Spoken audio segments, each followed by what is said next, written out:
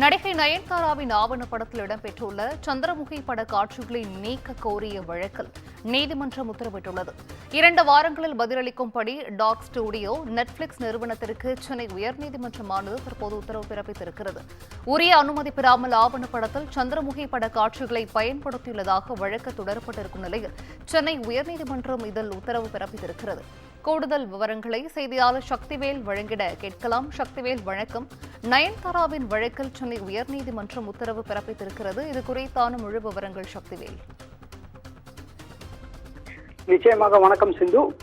நடிகர் நயன்தாராவின் ஆவணப்படத்தில் இடம்பெற்றுள்ள சந்திரமுகி பட காட்சிகளை நீக்க கோரி மனுக்கு பதிலளிக்கும்படி ஆவணப்பட தயாரிப்பு நிறுவனத்திற்கும் நெட்ஃபிளிக்ஸ் நிறுவனத்திற்கும் சென்னை உயர்நீதிமன்றம் உத்தரவு பிறப்பித்துள்ளது.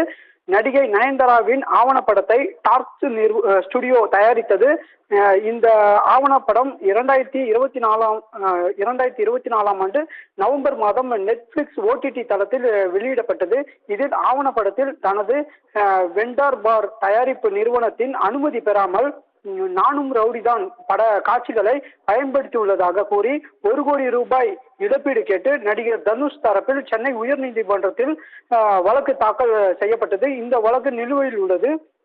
இந்நிலையில் நயன்தாரா ஆவணப்படத்தில் அனுமதி பெறாமல் சந்திரமுகி பட காட்சிகளை பயன்படுத்தியதாக குற்றச்சாட்டு படத்தின் பதிப்புரிமையை பெற்றுள்ள AB இன்டர்நேஷனல் நிறுவனத்தின் சார்பில் சென்னை உயர்நீதிமன்றத்தில் வழக்கு தாக்கல் செய்யப்பட்டுள்ளது.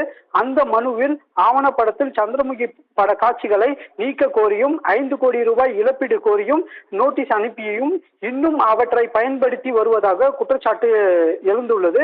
ஆவணப்படத்தில் சந்திரமுகி பட காட்சிகளை பயன்படுத்த தடை விதிக்க வேண்டும், ஆவணப்படத்தில் உள்ள காட்சிகளை நீக்க வேண்டும், ஆவணப்படத்தின் மூலம் ஈட்டிய லாப கணக்கை சமர்ப்பிக்க உத்தரவிட வேண்டும் என அந்த மனுவில் கோரப்பட்டுள்ளது. இந்த வழக்கை விசாரித்த நீதிபதி செந்தில்குமார் ராமமூர்த்தி மனுவுக்கு 2 வாரங்களில் பதிலளிக்கும்படி டாக்ஸ் ஸ்டுடியோவுக்கும் நெட்ஃபிளிக்ஸ் நிறுவனத்திற்கும் உத்தரவு பிறப்பிக்கப்பட்டுள்ளது. சிந்து,